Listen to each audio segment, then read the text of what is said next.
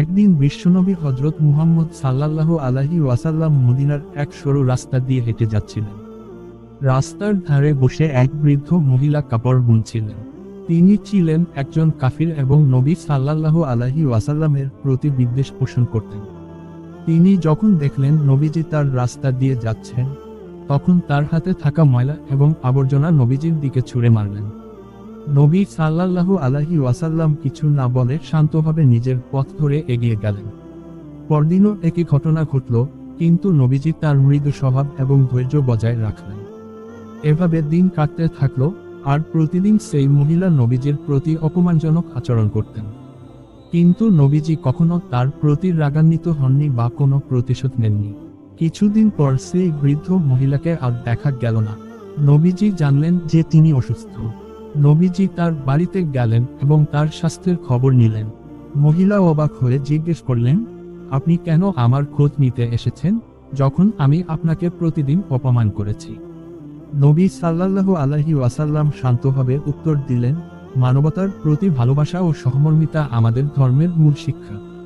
আমি একজন মানুষ হিসেবে তোমার মঙ্গল কামনা করি।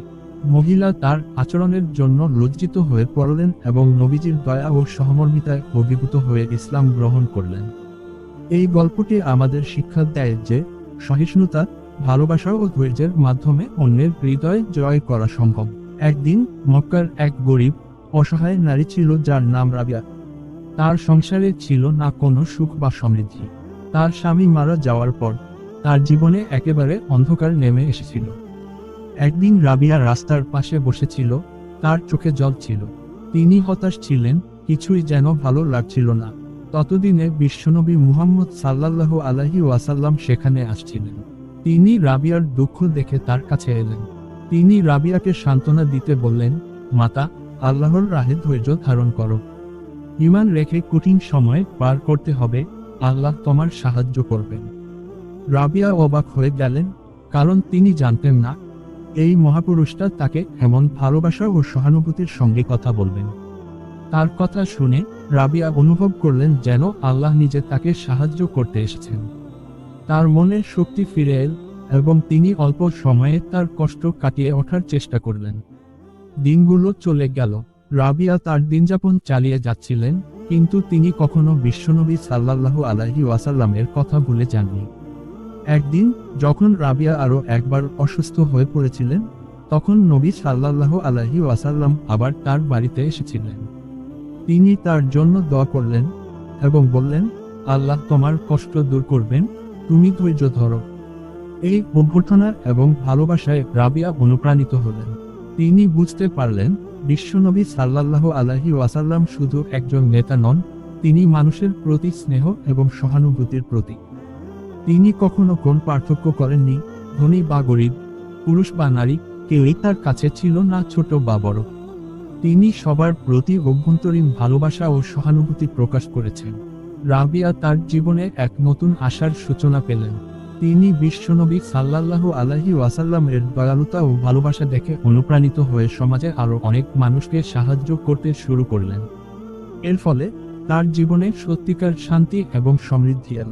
মক্কার গ্রীষ্মের উত্তপ্ত দুপুর, পাহাড়ের পাদদেশে এক তরুণ একাকী বসে আছেন। তার চোখে গভীর চিন্তা আর মুখে অনন্ত শান্তির ছোঁয়া। তিনি মুহাম্মদ সাল্লাল্লাহু আলাইহি ওয়াসাল্লাম, যাকে আমরা বিশ্ব নবী বলে জানি।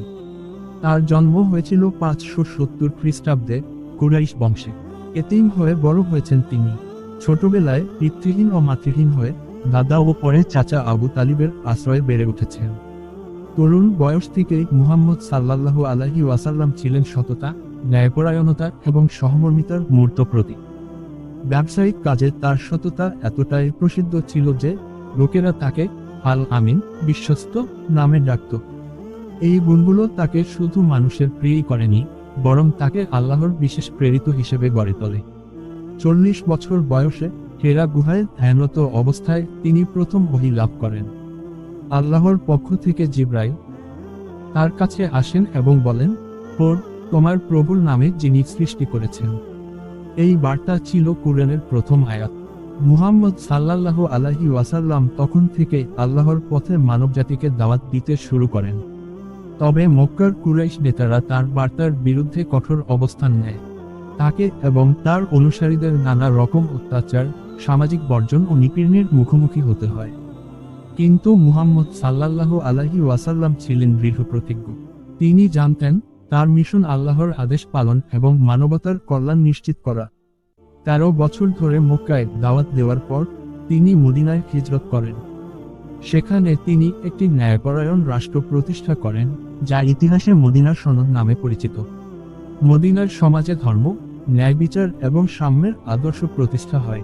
মুহাম্মদ সাল্লাল্লাহু আলাইহি ওয়াসাল্লাম শুধু ধর্ম প্রচারক নন, তিনি ছিলেন এক অনন্য রাজনীতিবিদ, সমাজ সংস্কারক এবং মানবতার পথ প্রদর্শক।